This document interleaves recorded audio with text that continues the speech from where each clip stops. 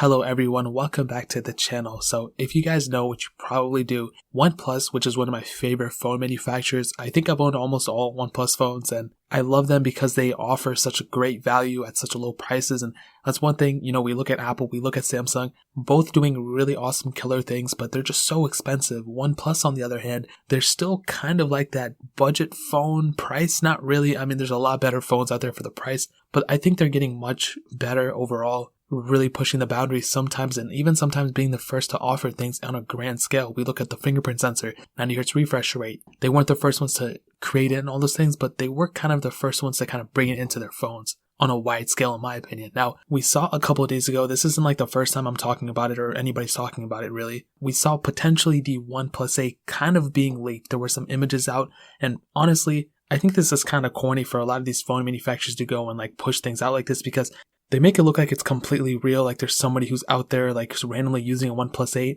and then someone's out there like actually taking photos of it and making it look like really bad quality and things like that to make it look like it's authentic. But I'm telling you, dude, like nowadays, like almost 99% of these photos are almost staged for the most part. We saw that Motorola Razr, that phone was pretty much staged, that fake photo. And I was going to talk about it because I made renders of the Motorola Razr and I made that video about it, and I was going to make an update, but I was like, dude, it's so bad. Like, phone manufacturers, just be honest. Like, why do they have to make these like fake things? Like, but that's besides the point. But this photo, I think, it's a real photo, but it's just staged. It's not like really like a leak as we might think it is. And the OnePlus 8, as we can see from this image now, I'm not too sure if it's the OnePlus 8 or the OnePlus 8 Pro. It could potentially be the 8 Pro, and I'll talk about why in a second. But this new phone, OnePlus is taking that standard approach that Samsung has already done and putting that hole punch display in their device.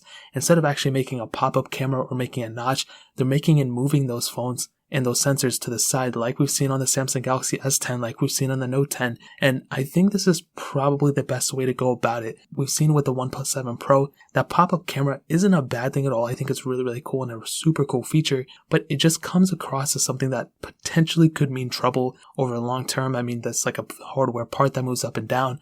Having something that's always there is kind of better in my opinion. When I have my 7 Pro and I'm using it, when I was using it, whatever, it just seemed like a one extra thing. Like, you're not using the front facing camera all the time, but you do use it sometimes, and I understand why you don't need it there all the time. But me personally, on my S10, on my S10 Plus, whatever, I don't feel like the hole punch display is blocking anything really, and I think that's probably the best way OnePlus is going about it too. It's one less thing they have to manufacture when they actually have that hardware part coming up and down, so it makes so much sense for OnePlus to go this route. Now, like I stated, I'm not too sure if this is the OnePlus 8 or the OnePlus 8 Pro, but what I am thinking is that potentially they could be going the full Samsung route. For the OnePlus, they could have a single front-facing camera, hole punch display, but with that OnePlus 8 Pro, they could actually make a front-facing speaker, dual camera setup like we've seen with the S10 Plus. This would be kind of more in line for them. If they're going to go one route, they might as well go all out. It would just make way more sense for them to go that way. And honestly, I would rather have it that way than having a front-facing camera that pops up. I mean, it's definitely a cool thing, but I think at the end of the day, it might be more of a novelty than anything else.